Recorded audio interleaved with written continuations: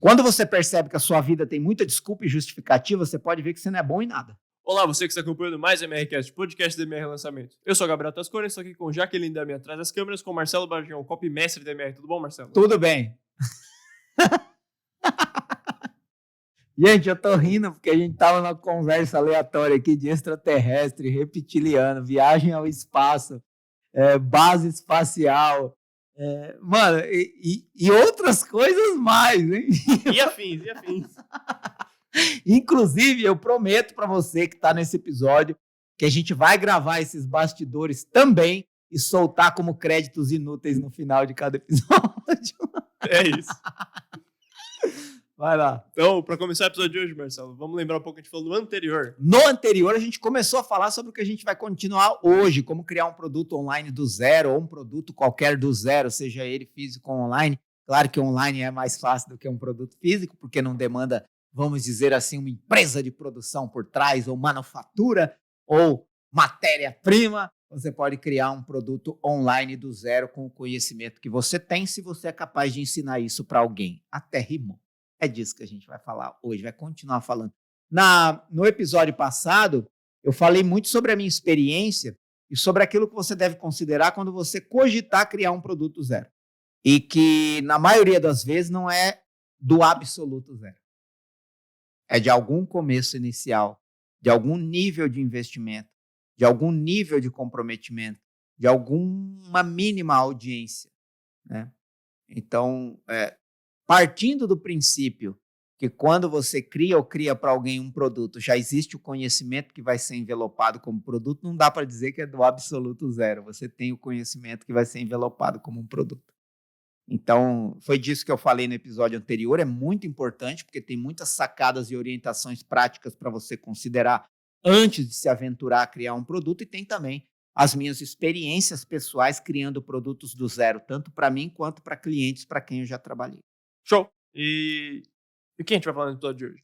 Hoje, você que diga, do que nós vamos falar no episódio de hoje? Hoje é a continuação, é a parte mais prática, mais técnica, alguns pontos práticos para você realmente criar o seu produto do zero. Ou seja, ele está querendo dizer que o episódio de hoje é melhor que o anterior, mas se você não assiste... Pera, mano. Jamais. Jamais? Jamais. Então, vamos lá. Ele quis dizer que o episódio de hoje é tão importante quanto o anterior, porque se você não ouviu o anterior, esse daqui não vai fazer nenhum sentido. Precisamente. E se você ouvir esse, dá na mesma, né? Sem ouvir o anterior. Dá na mesma. Então, é isso. Deixa eu parar de enrolar e vamos lá. Você escuta esse, depois você volta e escuta o outro, que vai fazer mais sentido. Isso, era isso que eu queria dizer, rapaz. Muito bom. Meu cérebro embolou. Então, vamos lá. Tem alguns pontos. Mano, será que às vezes os neurônios se embolam, mano? Sabe, tipo assim, já viu aquelas cenas de pessoas, pessoas a pé atravessando o farol na China? São multidões, né, de ambos os lados, assim, né, que se cruzam, né, no cruzamento. Tem pessoas dos dois lados querendo atravessar a rua, aí o farol abre, aí vem aquela multidão, assim, se você procurar na internet você vai ver. Às vezes eu acho que acontece isso na cabeça, mano, os neurônios querem pensar, mas eles entram em congestionamento, entendeu? Um querendo, sabe quando você dá de cara com uma pessoa, os dois desviam pro mesmo lado, aí um vai pro outro lado. Foi o que aconteceu na minha cabeça agora, um embolamento de neurônio. Não sei se acontece isso, mas pra você xingar um amiguinho, próxima vez que você for xingar um amiguinho, você fala, você tem dois neurônios e eles estão se batendo. Boa. É isso. Bom, então é isso. É esse tipo de aleatoriedade inútil que a gente conversa entre a gravação de um episódio e outro. Precisamente. Aleatoriedade inútil puxa mais aleatoriedade inútil. Vai. Bora. Então temos alguns pontos. Quer que eu vou citando eles, você vai comentando sobre eles? Você que manda. Então é isso. Já temos um problema. Não um problema, mas que os dois primeiros pontos são talvez um debate, um dilema. Bora. Que os dois primeiros pontos são pesquisa e ideia. Você tem uma ideia primeiro e valida ela com a pesquisa? Ou você faz uma pesquisa e cria um produto baseado em demanda? Os dois podem acontecer, depende. Eu tava vendo se o cara tava ali no... Ele saiu. Ou caiu, né? Meu Deus, eu acho que saiu. Não tenha caído. Senão a gente já tinha ouvido a ambulância por aqui. Só vai entender isso que eu falei quem assistiu o episódio anterior. Isso foi um gatilho de quê? Curiosidade. De curiosidade. Muito bem. Vamos lá. Tô falando, velho. Meu cérebro tá devagar hoje. Vamos lá. É o seguinte. Você pode fazer os dois caminhos. Os dois acontecem com validade, né? Às vezes você tá lá tomando banho. Tive uma ideia. Vou criar um produto de jardinagem de ponta cabeça. Jaqueline tá rindo porque ela criou quase isso. Ela tá nessa linha. Tive uma ideia. Vou criar um produto de regar água nos apartamentos de quem tem planta. Regar água nos... Mano, olha o que eu falei, velho. Vou criar um produto de regar planta nos apartamentos. Né? Mais ou menos isso que a Jaque queria criar. Ela queria criar hortas verticais para apartamentos. Já tinha hortas verticais externas aos prédios, aqui em São Paulo tem. Ela quer colocar isso dentro dos prédios. Ela criou lá, teve uma ideia. Tive uma ideia. Normalmente, quando você tem uma ideia aleatória, uma ideia que pula na cabeça, você acha que ela é ideia, mas assim, é uma coisa de louco. Você se apaixona por ela. É amor à primeira vista. Nesse caso, você precisa baixar a bola, que equivale a controle a sua emoção, controle o seu ímpeto e começa a olhar friamente para o mercado, se existe demanda para isso, se já não existe alguém fazendo isso, se existe alguém fazendo algo semelhante, parecido ou igual, como está fazendo, o que está dizendo, como está vendendo. Se existe pessoa comprando algo semelhante, parecido ou igual, o que essa pessoa busca, por que ela compra, qual o nível de satisfação no que ela compra, no que ela faz e no resultado que ela tem. Então você começa a fazer uma pesquisa para validar a ideia que você teve. E aqui eu estou dando um exemplo da Jaque, de um produto físico, que seria um produto físico, um serviço, alguma coisa desse tipo. Mas isso também acontece todo dia em copy. No mercado digital, todo dia alguém tem uma... Nossa, tive uma ideia. Parece que ele teve a ideia que nunca ninguém pensou. Se você baixa a bola, controla o seu ímpeto, equilibra a sua emoção e olha um pouquinho pela janela, você vai ver algumas coisas parecidas, semelhantes ou iguais, na maioria das vezes. Só que a sua ideia pode ter um elemento diferente. Pode ter um diferencial, uma abordagem, um posicionamento, um ponto de vista, alguma coisa que enriquece algo que já existe. Mas você só vai descobrir na pesquisa. A própria ideia de copy, eu preciso ter uma ideia para escrever um copy. Pode pular uma ideia na sua cabeça, mas é importante que você faça uma pesquisa para validar essa ideia, para ver se há potencial nessa ideia e se vale a pena postar suas fichas nela. Porque às vezes você tem uma boa ideia e você faz uma meia dúzia de pesquisa e descobre que muitas pessoas já estão usando essa ideia. Insistir nela é, no mínimo, burrice. No mínimo. No máximo é gastar dinheiro e ter prejuízo. A outra coisa também acontece. E geralmente a outra coisa, quando acontece, é mais assertiva.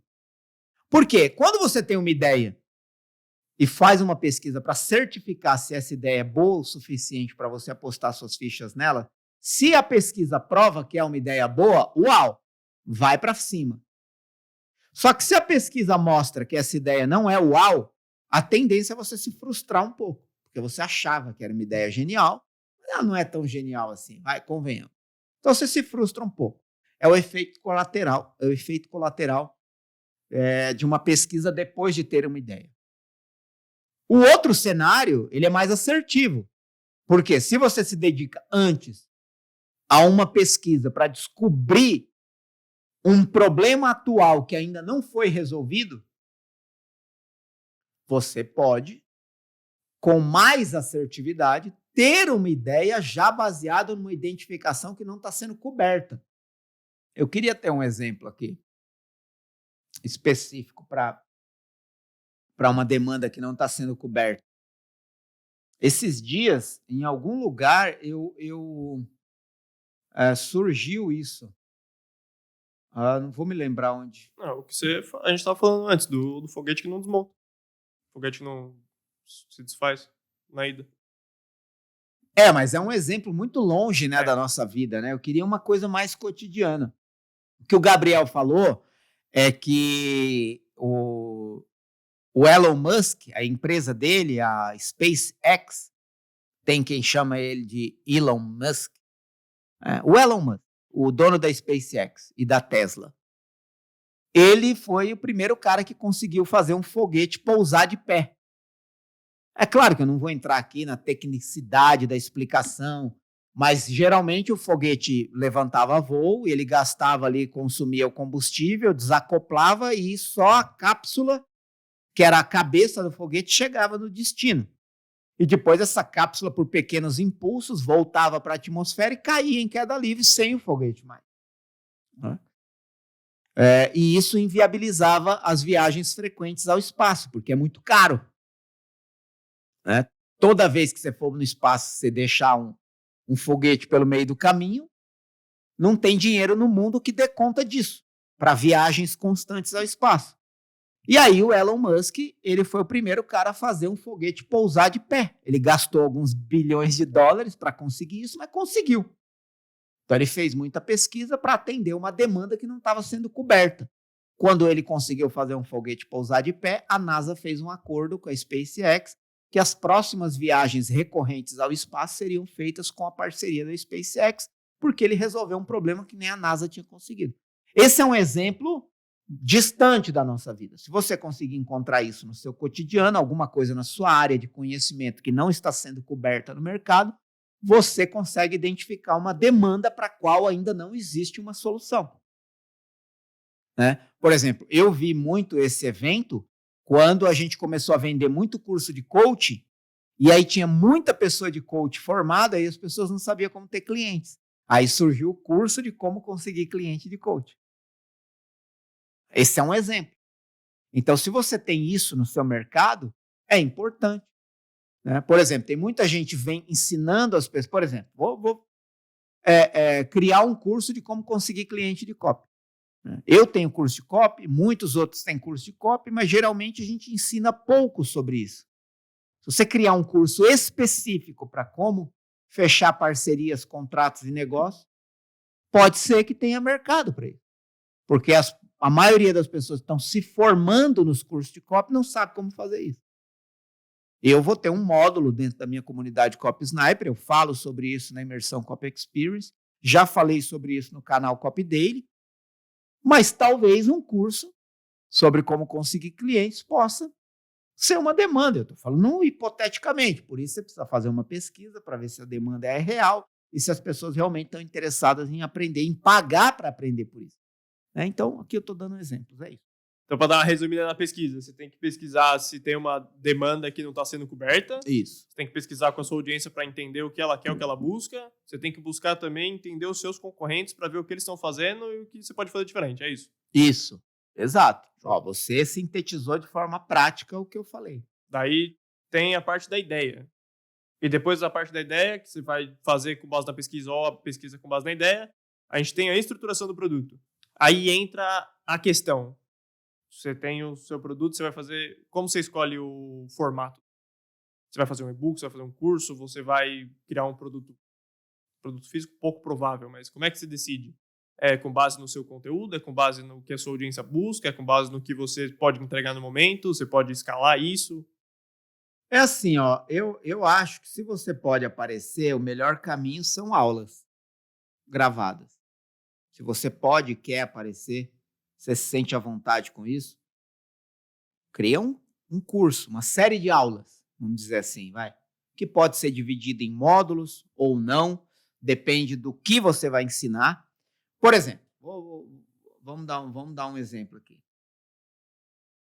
Para você ensinar a fazer brigadeiro, você não precisa de muitas aulas, mas você pode cobrar por isso. Concorda ou não? Precisa de mais do que 5 aulas para ensinar como fazer brigadeiro, e você pode ensinar brigadeiros de vários tipos em 5 aulas. E eu estou falando de 5 aulas de 10 a 20 minutos cada um. Então, vamos supor que tenha 20 minutos cada aula, 5 aulas, eu estou falando de 1h40 de curso. Por quanto você pode vender isso? Por R$90? Por R$197? para depois a pessoa fazer os brigadeiros do jeito que você ensinou e garantir que ela vai vender e ganhar muito, muito, muito, muito mais do que isso. Agora, não tem como você fazer um curso de copy em 5 aulas. Porque envolve muito sobre pesquisa, sobre emoção, sobre ideia, sobre oportunidade, prova, quebra de objeção, oferta, sobre como escrever anúncio, página de captura, sequência de e-mail, script de vídeo gravado, script de aula ao vivo, cartas de venda. Como é que você ensina isso em 5 aulas? Então, você tem que, primeiro, saber dentro daquele universo de conhecimento o que você precisa ensinar, porque quantidade de aulas não significa qualidade de curso. O curso ter muitas ou poucas aulas não significa nada para a qualidade, porque a pessoa do outro lado quer o resultado. Se você der uma aula e ela conseguir ter resultado, ela paga por aquilo. Por isso que você vende o resultado. Você não vende o que o curso é. Você vende o resultado que a pessoa vai ter. Então, acho que a primeira coisa é isso. Ter clareza do que você está ensinando e quanto tempo você precisa para ensinar aquilo de forma prática que gere resultado rápido. De forma simples e simples para que todo mundo entenda. Prática para que todo mundo consiga aplicar. E que gere resultado no menor tempo possível para a pessoa se sentir satisfeita com aquilo. Então, acho que esses são os 3 critérios. E aí você vai usar o tempo que você considera viável. Aí entra um ponto.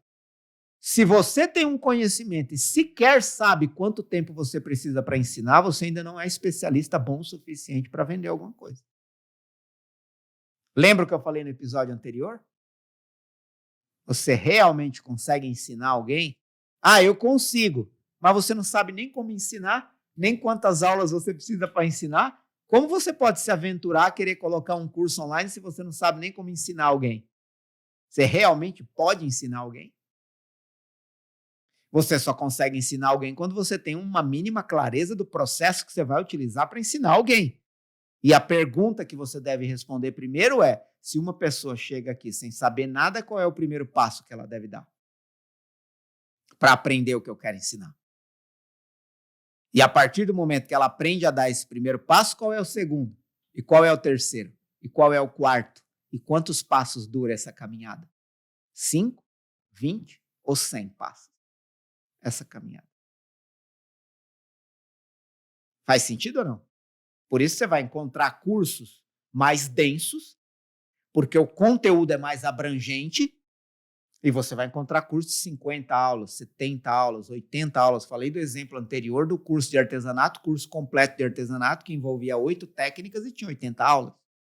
Porque são 80 passos para você conhecer o que você precisa para se chamar, se considerar uma artesã capaz de fazer peças de artesanato e vender.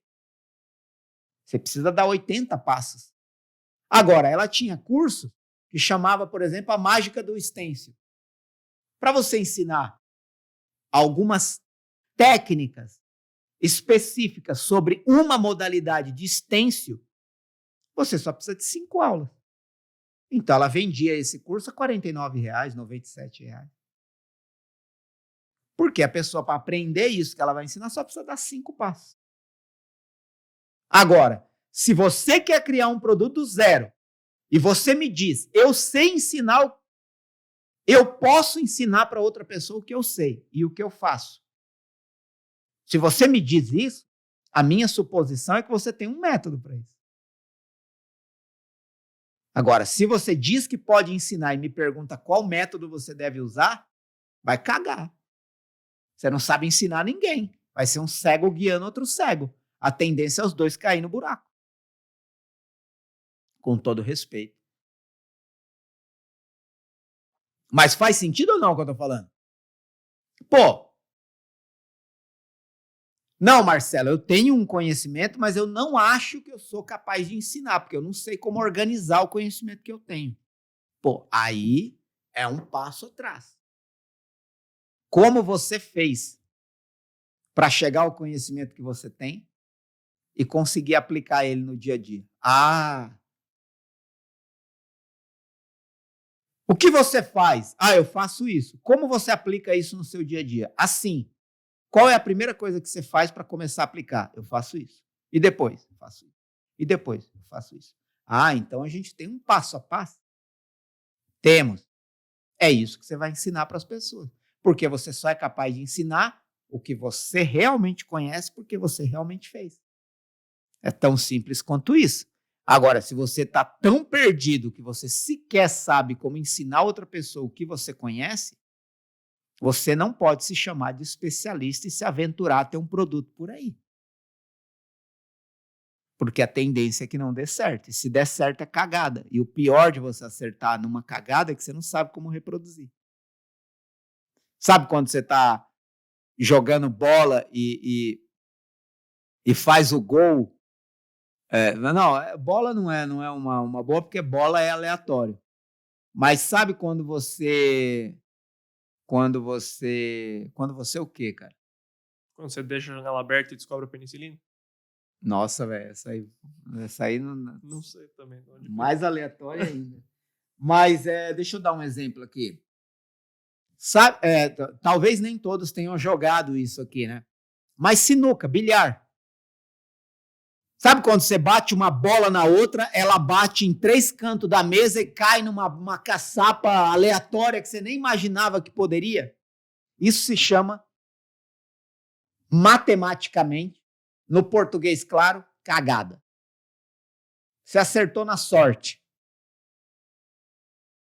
Às vezes é lindo. Sabe quando você está no meio de uma quadra de basquete, joga a bola para trás e cai na cesta? Nem quem é o melhor jogador de basquete do mundo pode assegurar com 100% de certeza que toda vez que ele jogar a bola para trás do meio da quadra, ele vai acertar. Ele tem maior probabilidade do que quem nunca testou, do que quem nunca treinou. Mas quem nunca treinou pode acertar primeiro do que ele. Isso se chama cagada. Sabe qual que é o problema disso? É que você não sabe qual método você usou, e você não consegue reproduzir, e você não sabe nem por que acertou. Então, tem pessoas se aventurando, e por isso o episódio anterior é tão importante, tem pessoas se aventurando nesse universo de criar produto, mas sequer sabem o que fazem no dia a dia, e por isso não tem competência de ensinar outras pessoas. Aí as outras pessoas vão aprender um método falho, não vão ter resultado, e isso não vai se propagar em crescimento sustentável. Então, essa é uma informação importante, tá? Mas eu acho que aqui no decorrer dessa explicação, eu já te disse também como você deve criar um método. É se perguntando qual é a primeira coisa que a pessoa deve fazer se ela não sabe nada. É isso. E o segundo passo? E o terceiro passo? E o quarto passo? Assim você cria as aulas de um curso. Assim você cria os módulos, as etapas. Por exemplo, o curso dentro da comunidade Copy Sniper. Ele trabalha ideia e pesquisa como módulos principais. Ideia e pesquisa. Todo copy nasce de uma pesquisa com uma grande ideia. Ou todo copy nasce com uma grande ideia verificada por uma boa pesquisa. Então, pesquisa e ideia andam juntos no começo de qualquer projeto de copy. Aí depois você vai trabalhar o começo do copy, depois você vai trabalhar o contexto das provas, depois você vai trabalhar a quebra de objeção, depois você vai trabalhar a oferta.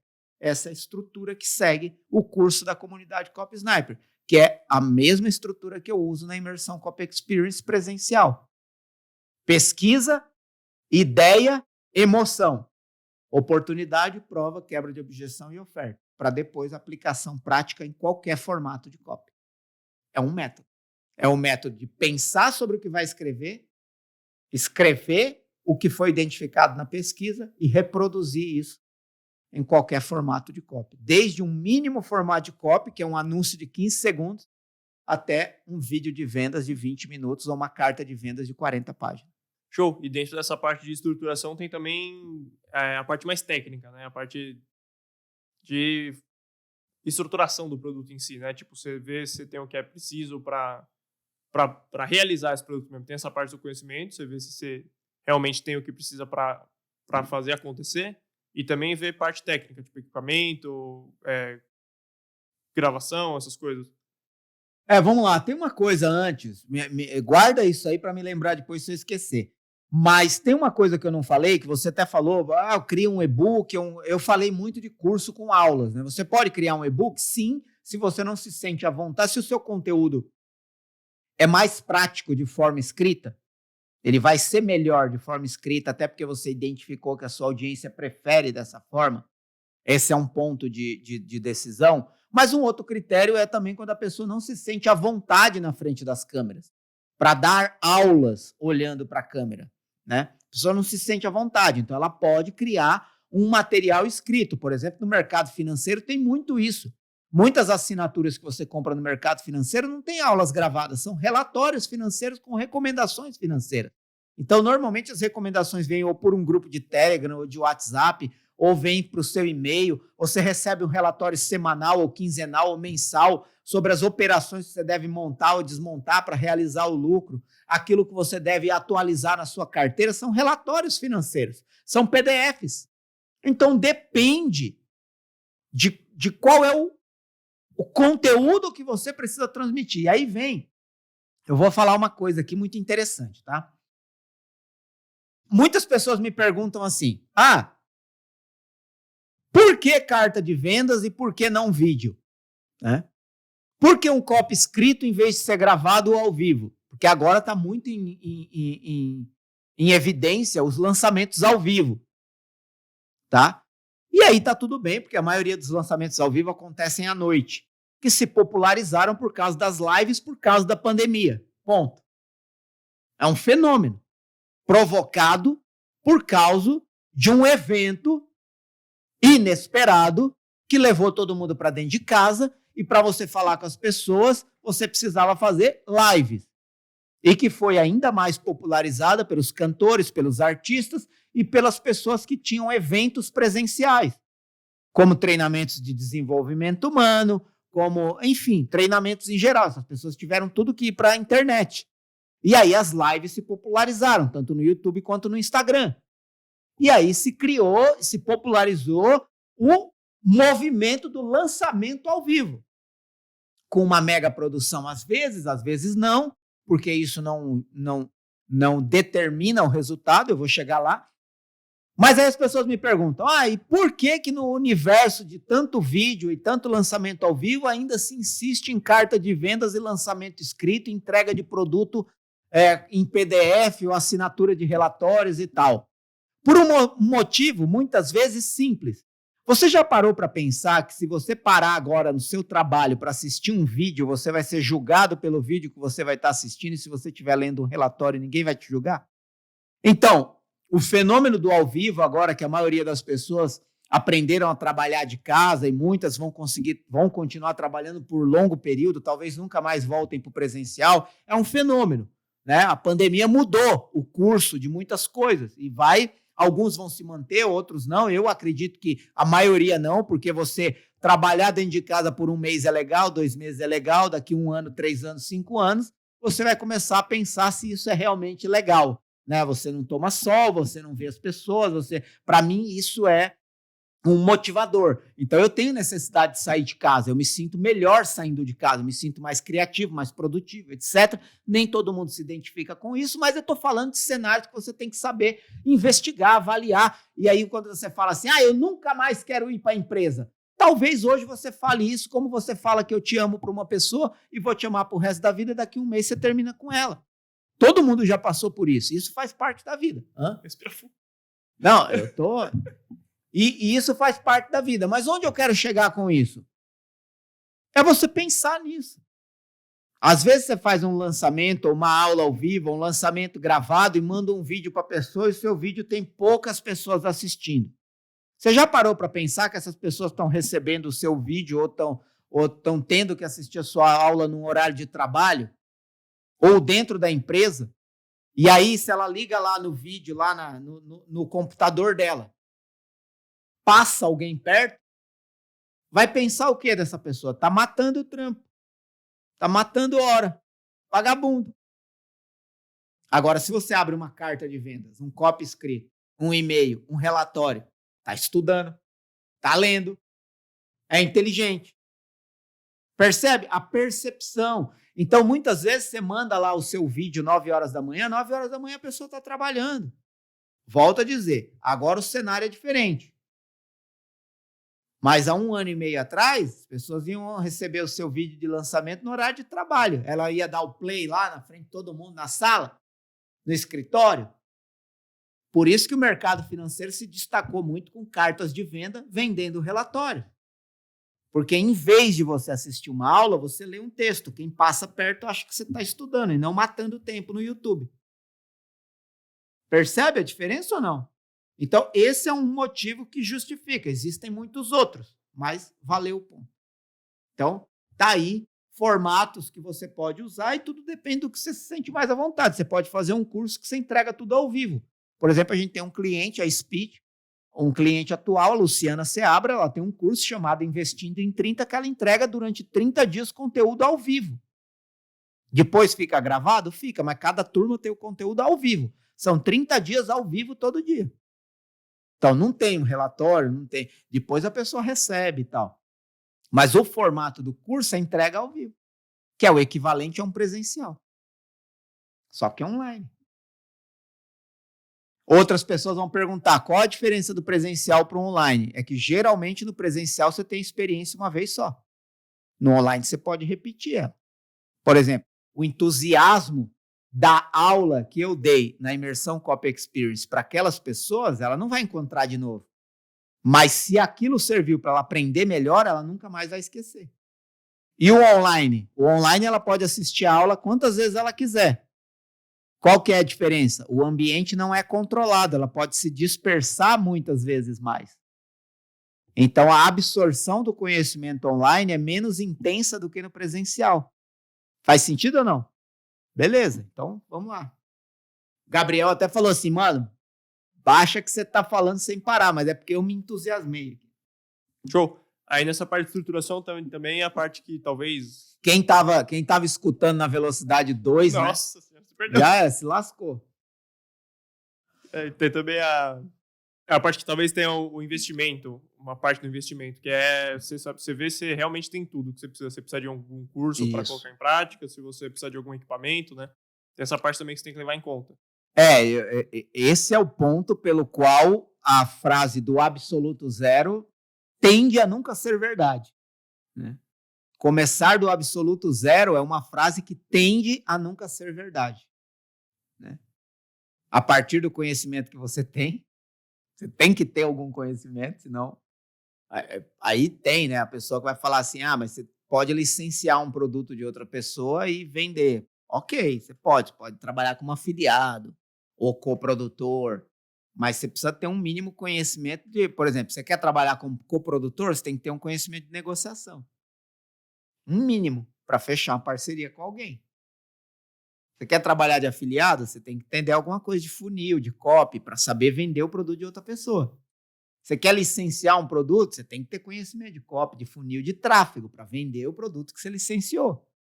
Fora o dinheiro para comprar licença. E aí entra o dinheiro, o investimento para comprar licença, a ferramenta de e-mail, se você for usar, o investimento em tráfego, se você for usar, o investimento em chip, se você for vender pelo WhatsApp.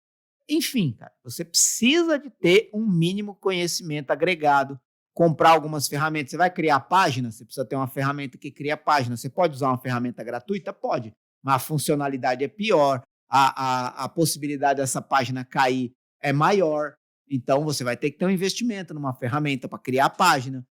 Você manja de design? Você vai criar as imagens? Você vai criar os anúncios? Você vai gravar? Cadê a câmera que você vai gravar? Você vai gravar do celular? Beleza. Sabe? Você precisa ali de um mínimo ambiente, um mínimo investimento para começar alguma coisa. Você vai gravar aula? Você vai gravar aula onde? Como? Por quê? Quando? Qual o material que você precisa? Então, tudo isso precisa ser levado em consideração para não viajar na maionese. Para não entrar nessa parada como bobo da corte, achando que tudo é um mar de rosas, tudo é um conto de fadas e tudo que você fizer vai dar certo. Né? Você pode, na primeira tentativa, acertar? Pode. Mas esses são pontos fora da curva. A grande e maior probabilidade é que quando você aprende alguma coisa, você tem que começar a colocar em prática para começar a pegar o jeito, para começar a ver resultado. Né? Então, e eu estou sendo 100% transparente aqui. Por exemplo, esses dias uma pessoa me perguntou assim, se eu entrar na sua comunidade, eu vou conseguir clientes de copy? Eu falei para ele, é impossível te prometer isso. Não posso te prometer isso. Agora, o que eu vejo acontecer é que quem aplica o que eu ensino consegue cliente de copy porque aprende, inclusive, como conseguir cliente de copy. A pergunta é, você está disposto a aplicar o que eu ensino? Sim. Então, existe uma chance de você conseguir. Inclusive porque dentro da própria comunidade você pode divulgar o seu serviço de copy. E outras pessoas que estão dentro da comunidade podem te contratar, porque dentro da comunidade Copy Sniper não tem só quem quer ser copy ou quem já é copy. Tem também especialistas e donos de negócio que dependem de copy para vender e muitas vezes divulgam uma vaga que querem contratar copy lá dentro da comunidade e você pode oferecer o seu serviço para essas pessoas. Agora, eu posso te prometer que você vai conseguir com certeza? Não. Isso é ser transparente. Você vai entrar na imersão Copy Experience e vai sair de lá vendendo milhões? Eu não posso te prometer isso. Mas a chance que existe de você aplicar tudo que você aprender lá e duplicar, triplicar ou multiplicar por 10, 20 até um milionário seu negócio é real. Porque já aconteceu com dezenas e dezenas de pessoas que pisaram lá. Show. Vale dizer também que nem sempre você vai começar com tudo que você precisa, né? Você vai começar com tudo que você quer. Você vai ter o que você tem lá e vai fazer o melhor que você conseguir com isso, mesmo investindo para isso. Essa é uma coisa que eu gosto muito, né? É você entender que você pode fazer o máximo com o mínimo que você tem. Inclusive, essa é uma coisa, né?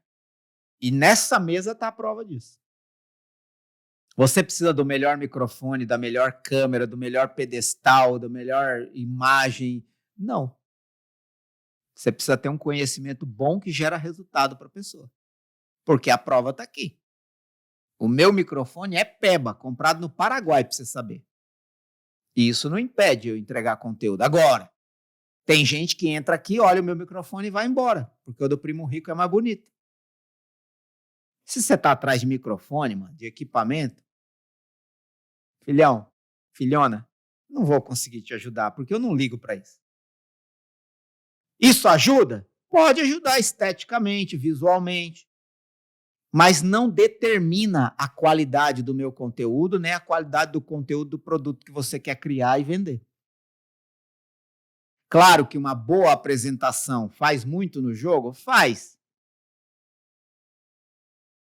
Mas você já teve a experiência de comprar alguma coisa bonita que não presta? O problema é que só descobre depois que você é iludido, né? Então, eu prefiro transmitir a realidade dos fatos e te passar uma imagem de que você também pode, porque com o mínimo eu faço o máximo, do que te vender uma ilusão fantasiosa da Disneylândia e você chegar lá e saber que dentro do Mickey tem uma pessoa igual a você. A Jaque acabou de lembrar de uma frase, melhor o feito do que o não feito. Então, eu estou pensando em comprar novos equipamentos? Estou pensando. Mas não é isso que vai... Tipo assim, quando eu tiver um microfone melhor aqui na mesa, eu não vou falar melhor. O meu conteúdo não vai ser melhor. Porque é melhor fazer. Né? Então, para também só quando eu tiver a câmera, só quando eu tiver o tripé, só quando eu tiver o TP, só quando eu tiver o microfone, só quando eu tiver que eu vou poder fazer. Não.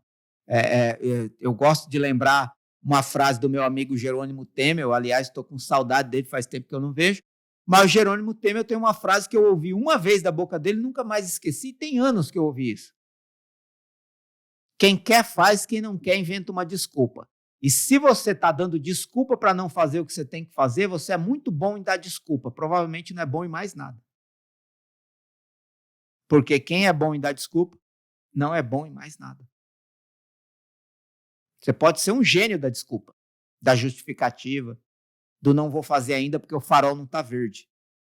Mas talvez, quando você percebe que a sua vida tem muita desculpa e justificativa, você pode ver que você não é bom em nada. Bom mesmo? Porque quem é bom mesmo, mano... Por exemplo, o Neymar é capaz de petecar uma bola de trapo. Porque a habilidade dele não depende tanto da bola. E por aí vai. Então, acho que é importante pensar nisso, né? Você pode almejar ter o melhor equipamento, a melhor imagem, a melhor filmagem, a melhor equipe, o melhor material. Você pode almejar isso. E é bom que almeje, por causa da entrega. Mas a entrega, em primeiro lugar, é a qualidade do conteúdo que gera resultado. A estética é adereço secundário para não vender canto de sereia. Temos ainda para falar estratégias de venda, copy e pós-venda, Marcelo. Segue agora ou vamos para a parte 3? Acabamos de descobrir, mais uma vez, que esse tema vai ter a parte 3. Você que está aqui ainda não sabia disso. Já sabia. Não, porque a parte 2 não significa que vai ter a parte 3. A parte 1 significa que vai ter mais partes. Mas a parte 2 não significa que vai ter mais partes. Não é 2 de 3. Muito bom. Muito bom. Sigou, mestre! Descobriu com a gente dessa vez. Gente, é isso, porque é um tema muito importante e você percebe que nisso existe um método do que eu estou falando. No primeiro eu dei orientações práticas de reflexão sobre como você deve pensar para entrar nesse mercado e dei exemplos práticos do que eu fiz. Hoje eu falei sobre alguns pontos práticos de como você pode estruturar o seu produto e pensar nas variáveis, inclusive considerando o carisma e como o especialista ou a especialista se sente à vontade. E na próxima, na parte 3 desse tema, a gente vai falar sobre o quê? Estratégias de venda, copy e pós-venda. Por quê? Primeiro você precisa pensar no que você vai fazer e verificar se é bom. Aí você vai e faz, foi o conteúdo de hoje, estruturação do produto, para depois vender. Nós é bom nisso, hein, mano? Isso é um método. Muito bom. Então, com isso a gente encerra essa parte 2 de 3. Agora você sabe. Exato. Alguma consideração final, Marcelo? Recado? Não, é isso. É nóis. Então Tamo junto. Então, se você estiver no YouTube, tem links importantes aqui na descrição. Deixe seu comentário, like, se inscreve no canal e ativa a notificação, o sininhozinho ali do lado.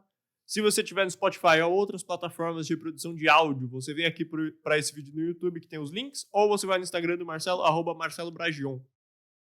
E é isso. Muito obrigado a você que acompanhou até aqui e até mais.